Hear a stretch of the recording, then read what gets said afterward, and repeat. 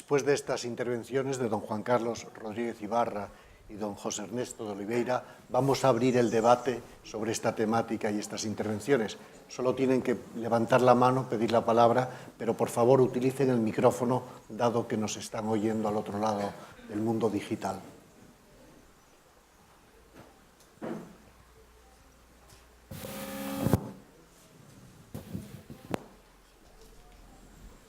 Una cuestión. Sí, mi pregunta es para el expresidente Juan Carlos Rodríguez Ibarra. Ha hablado antes en su intervención del inicio de la democracia, que hubo que hacer pactos, renunciar a ciertas cosas. Ahora, ¿cuál cree que es el camino a seguir?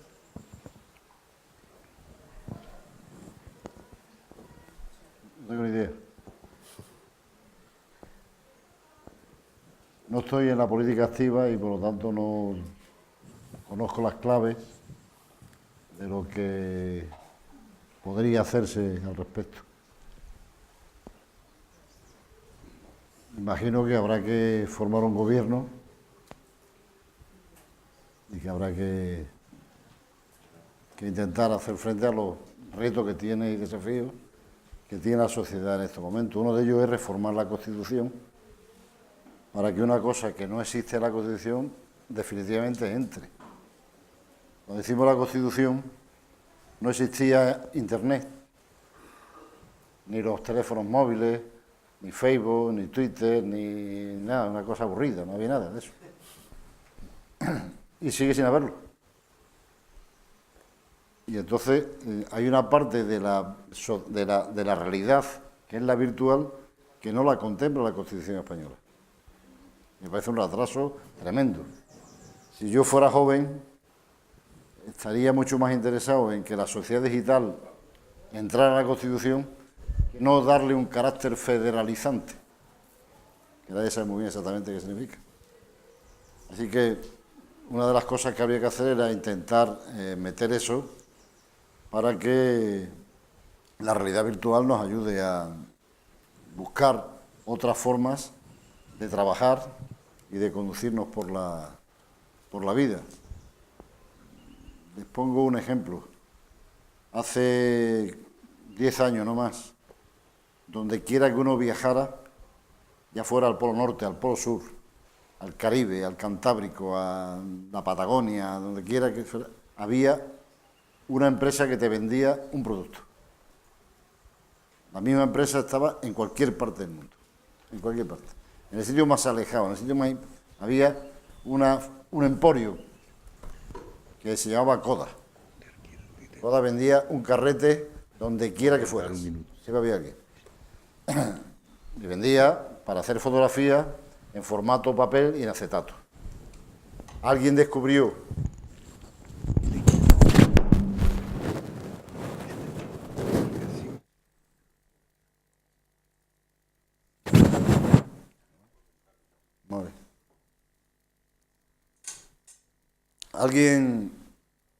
Alguien inventó una máquina de foto digital y ese emporio se hundió. Ya no existe. Y entonces eso indica que vamos por otros derroteros, pero que hay gente que sigue empeñado en continuar con la manufactura. Y la manufactura ya no... Por muy barato que lo hagamos, siempre habrá otro país que lo haga más barato que nosotros. Así que lo que tenemos que intentar es vender datos. Y los datos solo salen de la inteligencia. Y la inteligencia está repartida entre toda la humanidad. No hay pueblos más inteligentes que otros. Lo que hay es pueblos que arriesgan más que otros. Así que yo creo que la Constitución debería intentar modificarse para hacer eso. Eso me parece más interesante que hablar sobre a quién apoyaría usted. Porque si no me dicen para qué, es bastante difícil que yo pueda apoyar a nada. Había otra pregunta por aquí. Sí. Hola, soy Irene. Soy Irene y trabajo para la oficina de Extremadura en Bruselas. Y bueno, mi pregunta está ligada a la cooperación transfronteriza, de nuevo. Y quería preguntar, bueno, a pesar de los objetivos que han puesto de manifiesto, que tiene que han intentado combinar, bueno, conseguir las dificultades con las que se han enfrentado. Usted después ha hecho referencia a unos objetivos ideales a los que podría llegar la Euroace.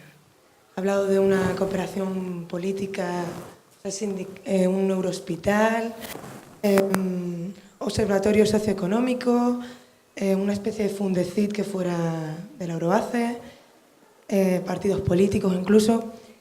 Mi pregunta es si no ve usted ya con su experiencia política un paso antes que podría conseguir España, bueno, Alentejo, Centro y Extremadura. Algo que no se ha que yo, después de, o sea, bajo mi humilde punto de experiencia, creo que no se ha conseguido entre estas regiones. Es que haya un acercamiento cultural. Quería saber su punto de vista al respecto, entre España y Portugal. Ha hablado de las asimetrías culturales, pero, y de la información que existe, de la falta de información que existe en España sobre Portugal. Pero bueno, quería saber si no cree que, por ejemplo, en la educación, desde los más pequeños, podría haber una... Porque a pesar de que se aprende portugués, que nos sintamos más primos hermanos. Bueno, esta es mi pregunta. Bueno, yo creo que la euroregión ha cumplido unos objetivos y además que el doctor Oliveira señalaba como lo más importante, los inmateriales, es decir, es el conocimiento. Hemos hecho pedagogía del conocimiento frente a la topografía de la desconfianza que ha habido históricamente y que él también ha señalado. Y esos objetivos se pueden seguir, esos proyectos se pueden seguir cumpliendo porque hay dinero además para hacerlos. Pero mi tesis es que la euroregión no ha tenido incardinación en la gente, fundamentalmente porque no se han hecho propuestas, primero a medio y largo plazo, para que no dependa del ánimo y del humor del gobernante de turno, y en segundo lugar para que se vea realmente que efectivamente entre los tres hemos sido capaces de hacer algo importante. Fíjese que 1 millón de habitantes o 450.000 da para poco, pero 4,5 millones da para mucho. Le hablaba antes de la CODA, pero igual que le ha pasado a la CODA, le va a pasar a otras grandes multinacionales del mundo en 10 o 15 años no más. Es decir, cuando los coches eléctricos por fin empiecen a funcionar, las grandes compañías petrolíferas se hundirán como la CODA. Si no hay más coches eléctricos porque no hay sitios donde enchufarlos. Y nadie te va a vender un coche eléctrico si no tiene... Si yo llego con mi coche eléctrico aquí, ¿dónde lo enchufo? Entonces, para 1 millón de habitantes, hacer electrolineras por todos los pueblos y ciudades no resultaría excesivamente atractivo. Pero si, por ejemplo, la región centro, Alentejo y Extremadura pidieran en la Unión Europea al comisario correspondiente, a la comisaria, dinero para hacer electrolineras en todos los núcleos de población de los 3 centros, seguramente seríamos la euroregión del mundo que mejor sintonizaría con los intereses que en estos momentos tiene parte de la Comisión Europea, que es la potenciación de un sector del coche eléctrico que termine o que luche eficazmente contra el cambio climático. De verdad, no de mentira. Porque cuando yo he dejado de fumar hace 2 años y medio, pero me sigue molestando que nos engañen con que el tabaco y el humo del tabaco es peligroso para el que está al lado. Porque si fuera cierto, habrían prohibido los coches. Y no lo prohíben. Por tanto, no me cuenten historia. Pero luchar contra el medio ambiente es terminar con el gasoil. Y la única forma de terminar con el gasoil es poniendo coches eléctricos. Y la tecnología ya hace tiempo que lo sabe hacer. ¿Por qué no lo hacen? Pues porque no tenemos sitio donde enchufar. El que tenga un chalet y pueda tener un garaje y meter el coche, seguramente. Pero ¿y el que aparca en su calle? El que aparca en su calle tiene una farola. Pues por la farola puede ir el enchufe donde se pueda enchufar y la fibra óptica y todo. Eso cuesta dinero. eso da empleo, eso da mucho trabajo y eso sería la región que no solamente quiere luchar contra el cambio climático, sino que además está dispuesta a apostar por un sector de futuro que indudablemente tiene que venir. Le pongo un ejemplo máximo, pero habría que hacer 3 o 4 cosas que nos permitieran demostrar que la eurorregión es algo que nos interesa, que nos viene bien, que además ayudaría a que la construcción europea algún día sea una realidad. Mientras sigan existiendo fronteras nacionales, las eurorregiones tendrán ese sentido cultural, de conocimiento, etcétera, etcétera, pero no tendrán más eficacia porque todo seguirá dependiendo de lo que digan los Estados-nación. Si queremos que desaparezca la frontera, si queremos que desaparezca la frontera, las eurorregiones tienen que tirar para adelante. Y para que tiren para adelante, deberíamos ajustar nuestro discurso a la realidad. Es decir, se hacen mítines entre partidos de la misma ideología en uno y otro lado de la frontera, pero al mítin, para apoyar al candidato de Évora. Pero una política diseñada por ese partido político para Évora, para Extremadura, para Coimbra, etcétera, ¿existe? No existe. Yo me gustaría formar parte de un partido que tuviera el ámbito nacional y el ámbito de la eurorregión. Y lo mismo el sindicato, es decir, no es posible que a un lado de la frontera un trabajador tenga unos derechos y al otro lado de la frontera otros derechos distintos. Deberían los sindicatos poder defender los derechos de los trabajadores haciendo posible que la legislación sea similar en un sitio y en otro. Es verdad que la parte cultural, pero bueno, ayer empezó en Badajoz, Badasón, donde se conjuga el fado con el flamenco. Es una iniciativa brillante de las muchas que en estos momentos está habiendo. Pero yo creo que para que cale de verdad la eurorregión tendríamos que intentar aspirar a hacer algo grande, porque ahora somos 4 millones de habitantes. Muy bien. Otra pregunta por ahí.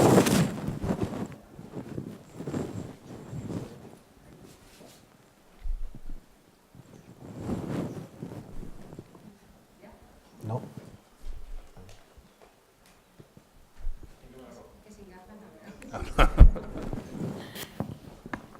Sí, ahora. Bueno, buenas tardes. Soy Montaña Hernández, soy directora del Gabinete de Iniciativas Transfronterizas y, por lo tanto, es un placer para mí poder asistir a este reencuentro de dos artífices, bueno, de lo que han sido las políticas de cooperación transfronteriza durante mucho tiempo. En primer lugar, me gustaría agradecerles sus intervenciones y felicitarles. Quería decir que estoy muy de acuerdo con el profesor Oliveira, con el doctor Oliveira, lo que comentaba antes. Yo creo que si hemos conseguido algo después de tantos años, es cierto que los programas de cooperación transfronteriza han sido pues eso, como decía, ¿no? Una posibilidad de conseguir dinero extra, ¿no? Para las políticas de desarrollo regional, pero sin duda también una de las cosas más importantes ha sido el conocimiento que hemos conseguido de los demás, ¿no? El desarrollo de lo intangible, ¿no? Yo creo que en Extremadura se tiene una percepción de Portugal que no se tiene en otras regiones fronterizas. Hemos avanzado muchísimo en eso. Quizás a la pregunta que comentaba Irene, yo creo que sí, que en el ámbito cultural estamos muy avanzados, que hemos conseguido, bueno, pues por ejemplo, un tema que es un dato que sí puede reflejar el conocimiento que tenemos o lo que es la realidad en Extremadura, lo que conocemos sobre Portugal, es la prensa, nuestros diarios regionales. Nosotros estuvimos haciendo seguimiento durante mucho tiempo de los artículos que salían en la prensa regional. Vamos a hablar, por ejemplo, de los 2 diarios que hemos tenido cuando no existía prensa digital, ¿no? Que eran Extremadura y el Hoy. Cuando empezamos en el año 86, cuando entramos en la Unión Europea, las noticias que existían sobre Portugal eran en todo el año posiblemente unas 6 noticias. En todo el año, ¿no? Noticias que hicieran referencia a Portugal. Estuvimos con el paso del tiempo, con la incorporación a la Unión Europea, con los programas de cooperación transfronteriza y con el desarrollo de una mayor interrelación entre las regiones, pues esto fue cambiando mucho el panorama. A partir del año 2006 veíamos cómo teníamos a diario 5 o 6 noticias de lo que podía, sobre Portugal, sobre la realidad más contigua del interior del centro en nuestros diarios. Yo creo que eso sí es un barómetro de lo que en Extremadura sí nos importa mucho más que al resto, a lo mejor, de España, de lo que está ocurriendo en Portugal, ¿no? Y sobre lo que comentaba el presidente Rodríguez Ibarra anteriormente, como bueno, al ser la cooperación transfronteriza un tema que me ocupa y me preocupa durante mucho tiempo, por supuesto que tomamos nota. Yo creo en cualquier caso que hay muchas cosas que... Hay muchas situaciones en las que a lo mejor hacer otra estructura nueva, como por ejemplo, pues eso, qué sé yo, existe ya, de hecho, existe un sindicato interregional Extremadura-Alentejo hace 19 años, en el que están trabajando conjuntamente UGT y comisiones obreras y los sindicatos equivalentes en Portugal. Existen hace 19 años. Lo que ocurre es que, bueno, que a lo mejor tampoco se ha avanzado necesariamente en sus propuestas. Yo creo que es más que crear nuevas estructuras, quizás lo que hay que fomentar es una mayor coordinación, como decía anteriormente, y una mayor colaboración entre las estructuras ya existentes, ¿no? En ese sentido, creo que un avance importante es el que comentaba antes el profesor Enrique Moradiellos, de la colaboración entre las universidades, que han avanzado con las dobles titulaciones, no solamente en historia, sino también en enfermería, en idiomas modernos. Y bueno, yo creo que esa es la línea, ¿no? No tanto a lo mejor crear infraestructuras nuevas, que a lo mejor no siempre es posible, también por lo que comentábamos antes de la asimetría política administrativa. Yo creo que en ese sentido también, si Portugal, pues en el año 98 se hubiera aprobado o se hubiera seguido mayoritariamente la opinión el voto de Alentejo, quizás habríamos conseguido más cotas en cooperación. No lo sé, eso es otra pregunta que quizás dejo a la reflexión. Por mi parte nada más. Muchas gracias.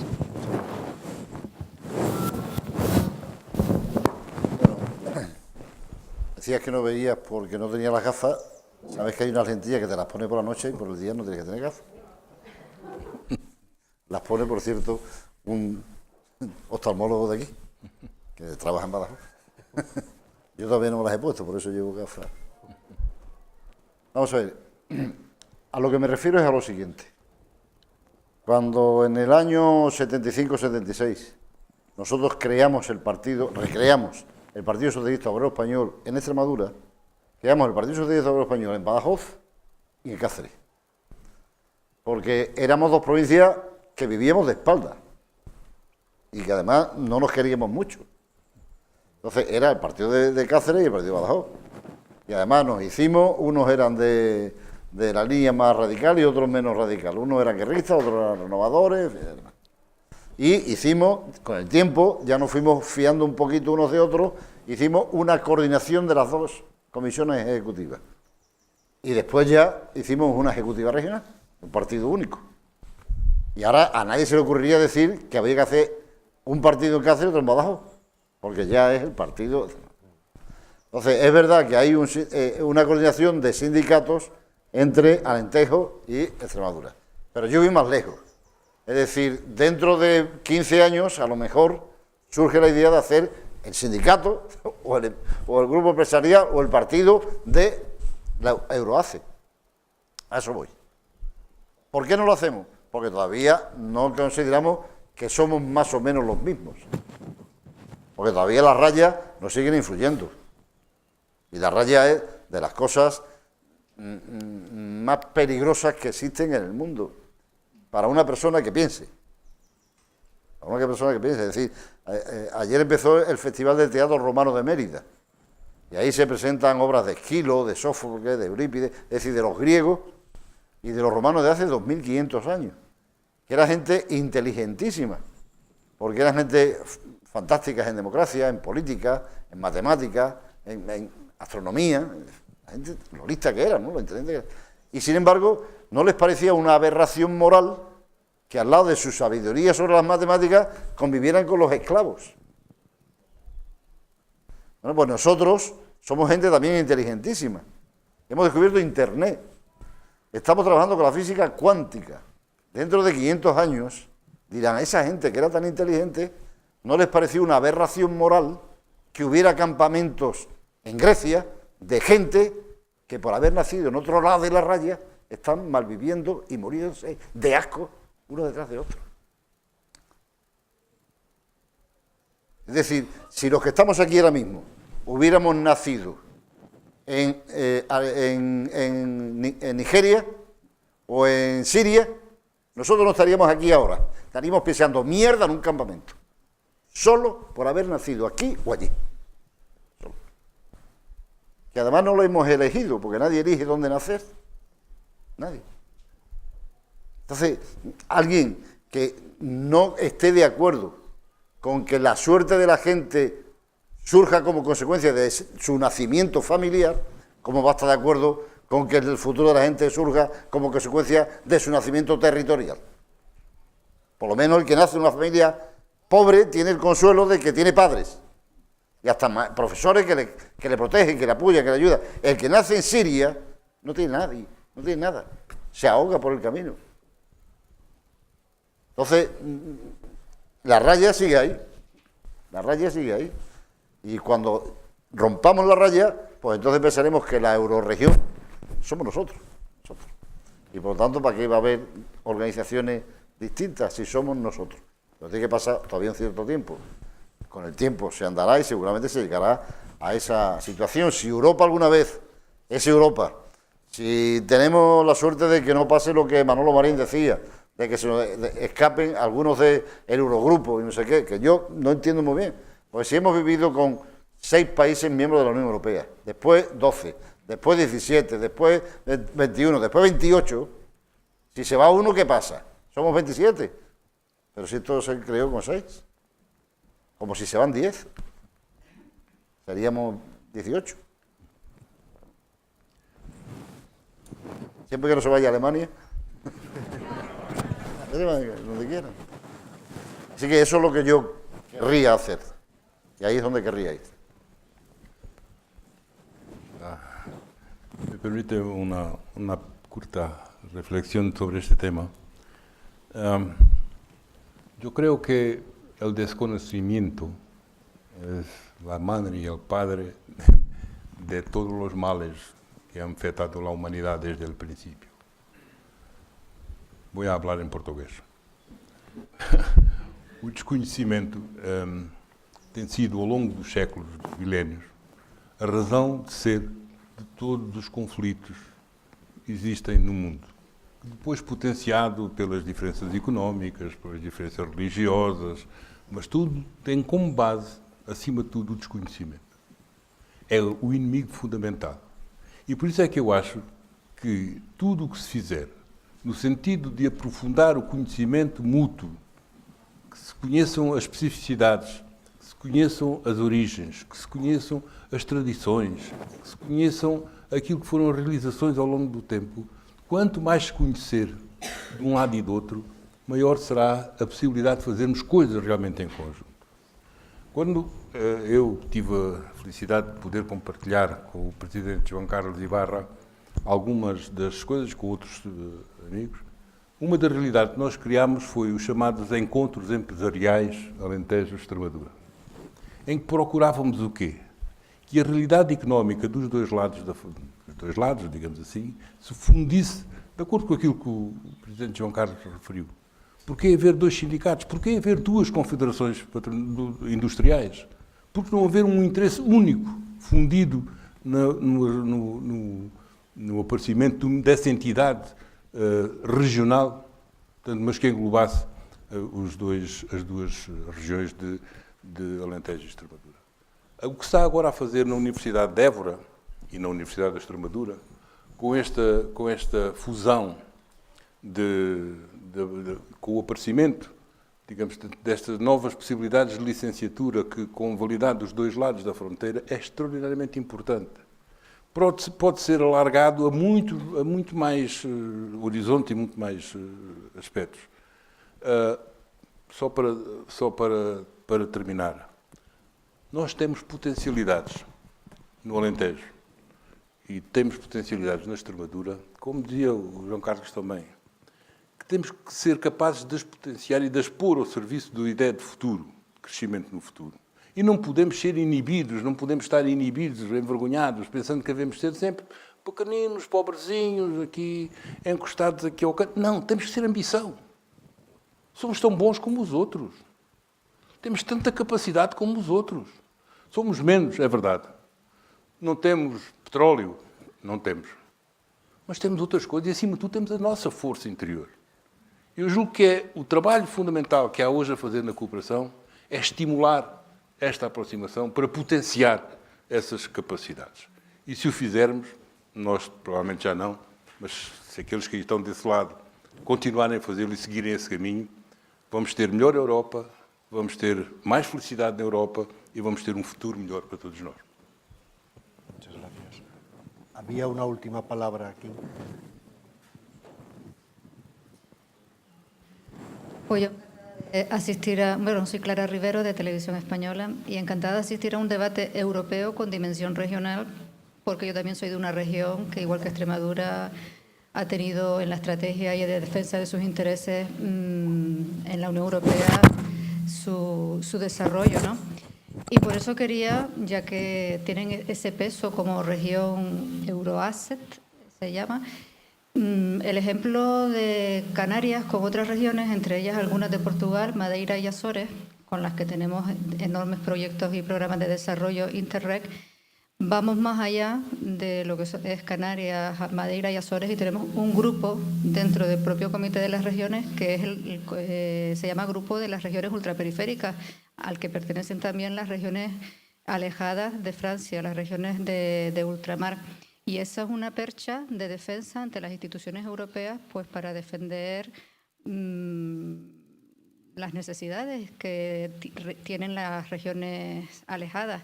Quizás definiendo una necesidad como percha de las regiones de las que están hablando, de Extremadura, la central y la de Évora en Portugal, pues los programas de desarrollo interregional y las necesidades de las que están planteando se podrían ver potenciadas. Yo era por aportar la experiencia de la dimensión regional, que creo que es absolutamente prioritaria dentro de la Unión Europea. Europa es una Europa de regiones y cuando se olvidan ahí en Bruselas se están equivocando. Muchas gracias. Sí, ¿no? Decía yo en la intervención que descubrimos que había una clave en la Unión Europea, el cajero automático, que era la cooperación transfronteriza. Y ahí, después de los Interreg, hay un plan especial de transfronterizo España-Portugal, que sustituye al Interreg, que sí, que aporta recursos, pero habría que tener ahora la inteligencia de presentar proyectos que sean bien aceptados por la Unión Europea. La Unión Europea ya, a países como Portugal y como España, ya no nos compran tanto los proyectos basados en infraestructura, en dotación de servicios, etcétera, como proyectos ya que tengan que ver con nuevas tecnologías, con la innovación, con el emprendimiento, etcétera, etcétera. Y ahí es donde yo creo que la cooperación transfronteriza tiene un campo privilegiado si somos capaces de acertar con los proyectos que la comisaría correspondiente esté dispuesta a aportar. Pero por ser transfronterizo tenemos un plus.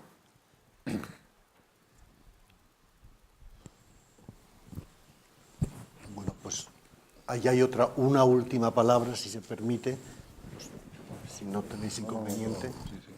El estudiante polaco. Buenos días. Yo tenía una pregunta en relación al desarrollo regional, un poco ampliando el marco no solamente en contexto de la cooperación transfronteriza, sino los efectos, digamos, de la política regional en el contexto, claro, español, sobre todo Extremadura, en caso portugués, ya pensando más bien en todo el territorio del país. Quería saber cuáles son las causas, digamos, de que, aparte de, pues eso, dentro de la perspectiva 2007-2013, las causas que conocemos, que era el hecho de que los recursos eran limitados para las necesidades de las regiones, en realidad, de las que hay.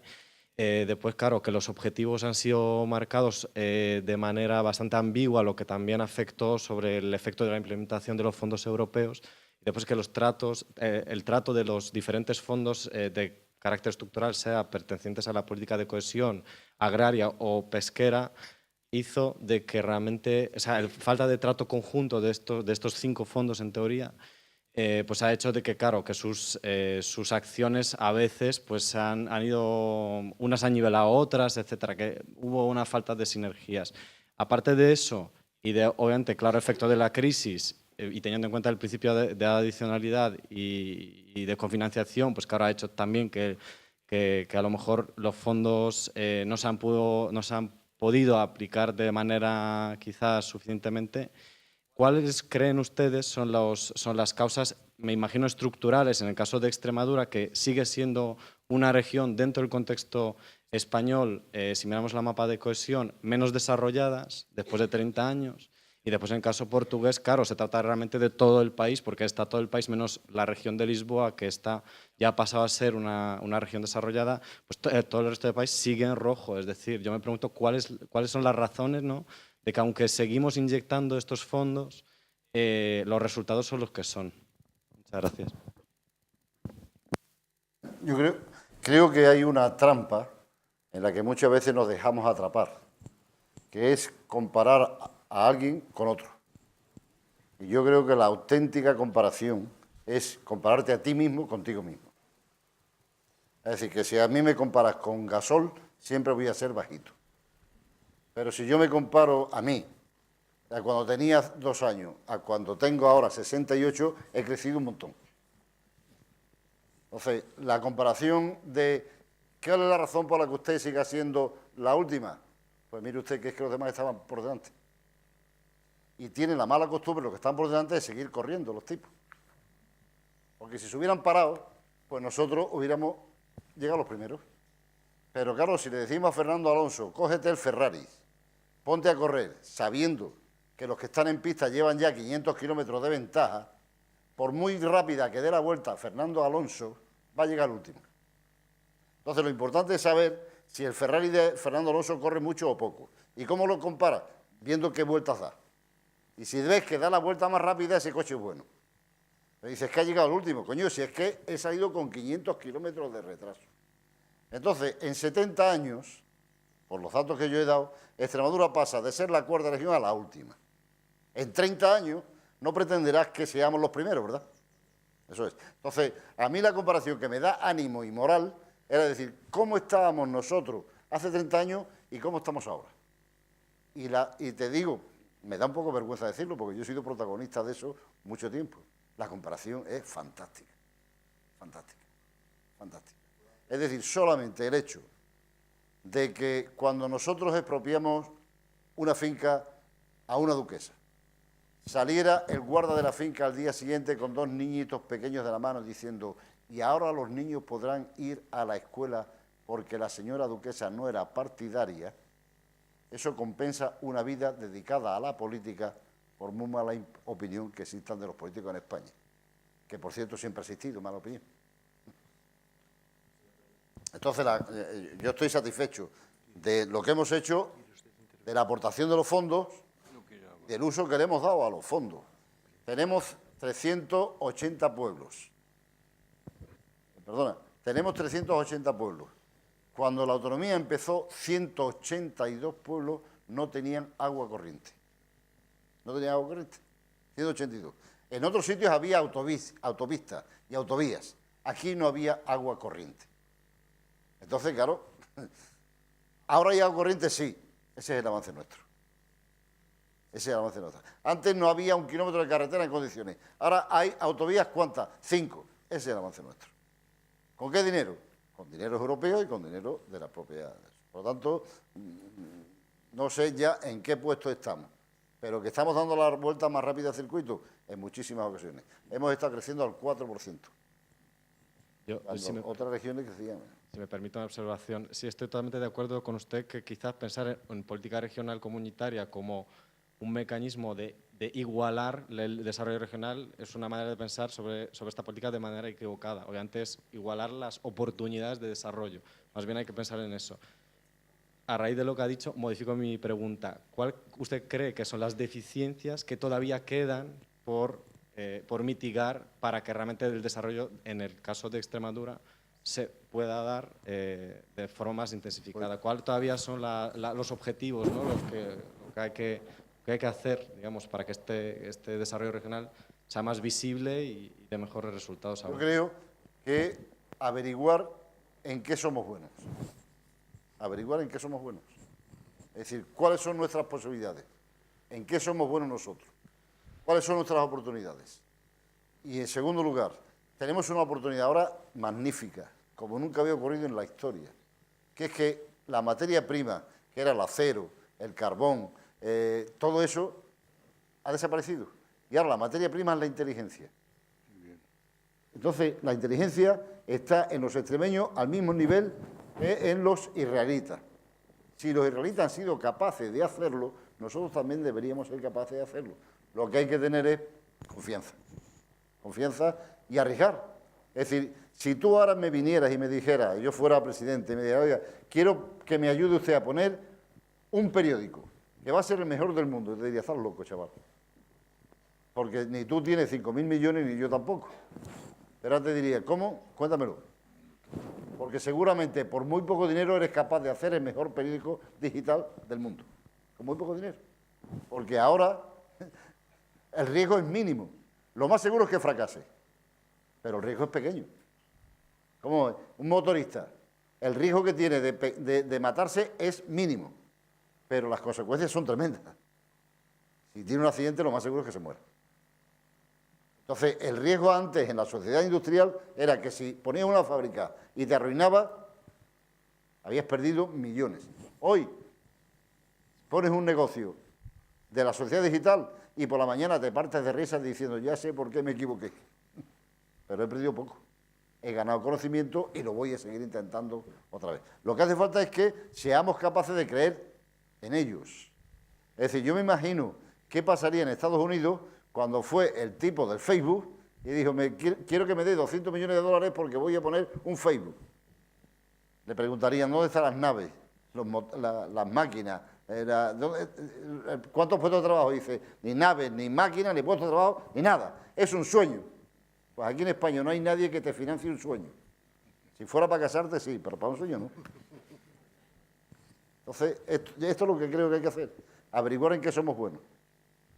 Y seríamos buenos, por ejemplo, en ser la primera eurorregión de Europa que fuera a las puertas del comisario y dijera, queremos que nos dé usted 3.000 millones de euros para que todos los pueblos y ciudades de nuestra eurorregión tengan un sitio donde enchufar el coche eléctrico. Todas las calles, con electrolineras, todas las calles. Y aprovechando ya que vamos a hacer zanja y vamos a meter tubos, vamos a meter fibra óptica. Y vamos a tener el internet de más velocidad del mundo.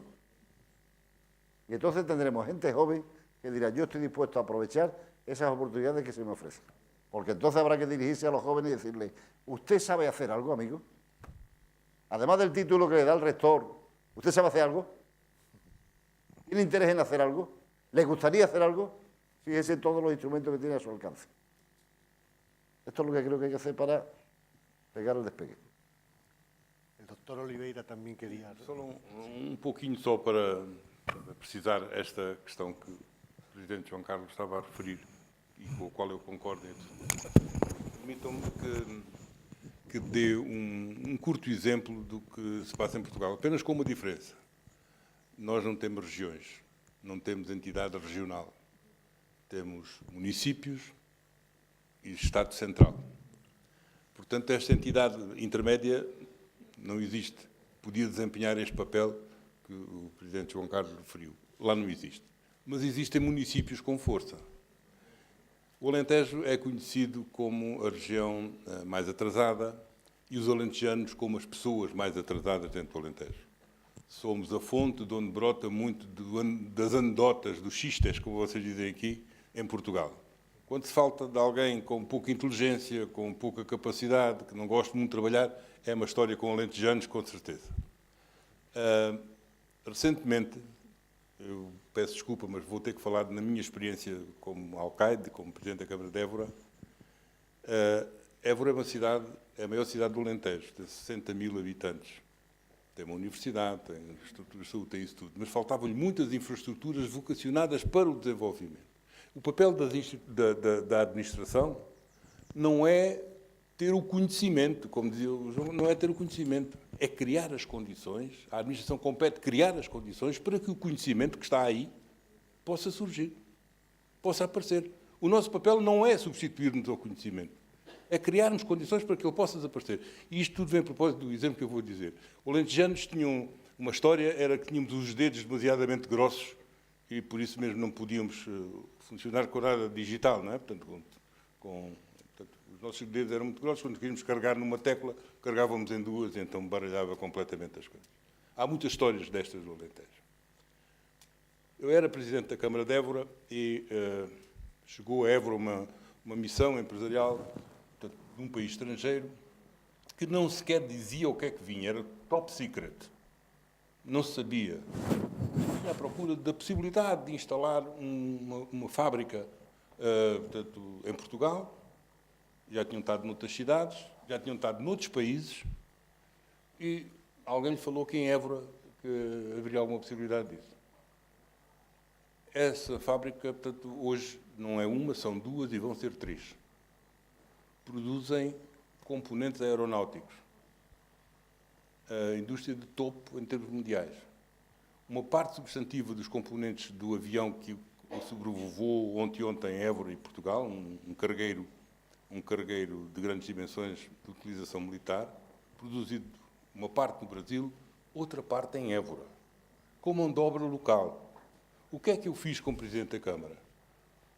Arranjei terreno, infraestruturei o terreno, criei condições para fibra óptica, criei condições para terem gás natural, criei condições para alojamento, criei condições, no fundo, que permitiram que se instalassem em Évora muitos jovens locais, têm neste momento perto de 700 trabalhadores, a maioria tanto tem abaixo de 35 anos, quadros altamente diferenciados, muitos são com licenciaturas universitárias, a habilitação mínima para entrar é o 12º ano, e, portanto, ou seja, é a confirmação daquilo que eu digo. O desenvolvimento não se faz de outra maneira.